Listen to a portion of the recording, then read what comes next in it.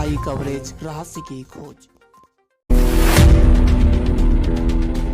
नहीं करना चाहिए। हाँ? मैम ये गंदा बात है। नहीं, अरे हम तुमको प्यार न कर रहे हैं। बैड टच है। हाँ? बैड टच है। नहीं करें? नहीं करना चाहिए। Bad touch. नहीं, नहीं। हाँ? बैड टच है, नहीं करना चाहिए। हाँ? नहीं करना चाहिए। क्या नाम है तुम्हारा? आदित्य कुमार। ये गुड टच की बैड टच। वाह, कौन सा क्लास में पढ़ते हो बेटा?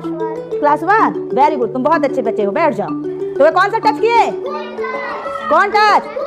गुड टच नहीं। सोशल मीडिया पर वायरल हुई ये क्लिप आपकी नज़रों से भी जरूर गुजरी होगी। तुम उठो। क्या नाम है बेटा तुम्हारा? ये वीडियो सुलेखा। बिहार के अरे बांका वाह, जिले के very good। प्रोन्नत तुम तो मध्य बहुत विद्यालय अच्छी हो। कठौन का है। अरे वाह, इतना क्या पापा क्या नहीं मैम ये बैड टच है। हाँ? नहीं मैम। नहीं बेटा, अच्छा तुम अनूठे अंदाज में बच्चों को गुड टच और बैड टच सिखाने वाली इस शिक्षिका का नाम खुशबू कुमारी है। खुशबू पहली क्लास से लेकर 8वीं तक के स्टूडेंट्स को पढ़ाती हैं।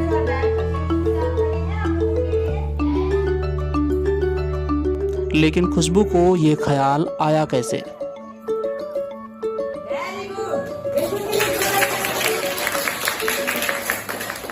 मैं भी बच्ची थी जब इतनी छोटी सी उम्र में थी, तो मुझे भी नहीं मालूम था कि गुड टच और बैड टच क्या होता है, और मुझे भी इस सब सिचुएशन को झेलना पड़ा। जब मैं ट्रेनिंग के दरमियान में सीखी और महसूस की कि सच में जो हमारे मम्मी पापा हमें नहीं बताते हैं, ग्रामीण इलाके से बिलोंग करें या जो भी, हमारे शिक्षा में ये शामिल नहीं था। तो और वो सब चीज़ें जब मुझे एहसास हुआ कि बच्चों के साथ बहुत गलत हो रहे हैं, और आए दिन समाचार पत्रों पे भी न्यूज़ आता है कि छोटे छोटे बच्चों के साथ 2 साल, 2.5 साल, 5 साल, 7 साल, 12 साल अन्य उम्र के बच्चों के साथ गलत करके और उन्हें बेरहमी से मार दिया जाता है, जिससे सुनने के बाद हमारी रूह भी कांप जाती है। तो फिर मैंने बच्चों को ये बैड टच और गुड टच सिर्फ बताना जरूरी नहीं समझा। सिर्फ बता देने से मैंने फील किया कि मैं जैसे ट्रेनिंग से आई तो मैंने बता दिया कि बेटा ये बैड टच होता है, ये बैड टच होता है, ये गुड टच होता है। उसके बाद जब मैं उनके शरीर के अंगों को छुई तो कोई प्रतिकार नहीं किया, किसी भी प्रकार का विरोध नहीं किया। तब फिर मैंने कहा कि मेरा तो बताना सफल तो हुआ नहीं। सिर्फ ये एज ए बुक में क्वेश्चन आंसर के जैसे होते हैं, क्वेश्चन मैंने पूछा कि क्या क्या बैड टच होता है और बच्चों ने मुझे आंसर कर दिया, लेकिन उन्होंने अपने जहन में उसे उतारा नहीं। तब मैं प्रयास की उसे सिखाने का कि यदि कोई बैड टच करे तो आपको विरोध करना है, उनका प्रतिकार करना है, चाहे वो कोई भी हो। आपको स्नेह जताने का प्रयास करें, लेकिन वो स्नेह आपके लिए सही नहीं है। और इस तरह काफ़ी मेहनत लगा, लेकिन मेरे बच्चे बखूबी बहुत अच्छे से सीख गए, और अब ये तो पूरे देश भर में भी लागू हो रहा है, जिसे देखकर सुनकर काफ़ी खुशी महसूस हो रही है। आज भले ही खुशबू की सराहना हो रही हो, लेकिन यह सब इतना आसान नहीं था। जी, बहुत सारे, जैसे कि अगर नृत्य के द्वारा बच्चों को कोई शिक्षा दिया जाता है तो बहुत सारे लोग ऐसे अज्ञान जो कि कहते हैं कि अब तो विद्यालय नचनिया बन गया है, विद्यालय में सिर्फ नचनिया लोगों को भर्ती किया जा रहा है, ये भारत सरकार क्या कर रहे हैं। लेकिन उन लोगों को भी दोष इसलिए नहीं देना चाहेंगे कि जो जितना जानता है वो उतने ही बोल सकते हैं।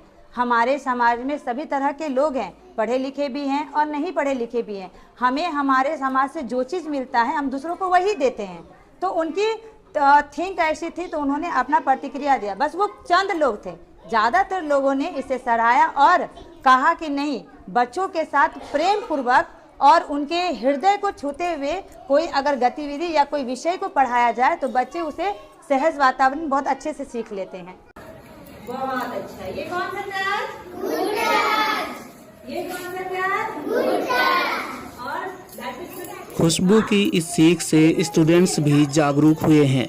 नहीं छूना चाहिए, किसी को नहीं टच करने दीजिएगा। कौन सा बात है? गुड टच जब हमें हमारे अंगों को अच्छे से छूता है।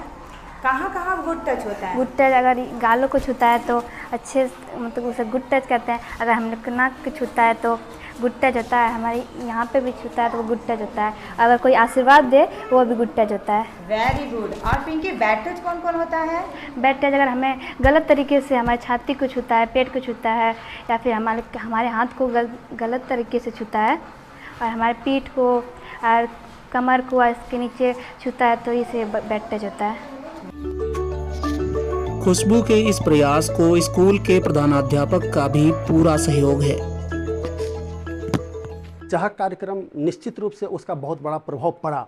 चूँकि सरकारी विद्यालय के प्रति जो हमारे समाज की भ्रांति है कि पढ़ाई नहीं होती है या निरस्ता का भाव है, उसको हम लोगों ने झुठलाने का कार्य किया, क्योंकि बच्चे विद्यालय आने लगे हैं, क्योंकि हम लोगों ने उसको बहुत ही बेहतर तरीके उसके पाठ्यक्रम को कितना सरलता के साथ बच्चों में समझ बन सके, इसके लिए हम लोग टेबल वर्क किए। अब बाकी चाहक गतिविधि के माध्यम से गीत, संगीत, नृत्य और जो गतिविधि एक्टिविटीज़ है, गतिविधि आधारित शिक्षण का कार्य करना शुरू किए। बच्चे जुड़ने लगे और अपनत्व की भावना भी बढ़ने लगा।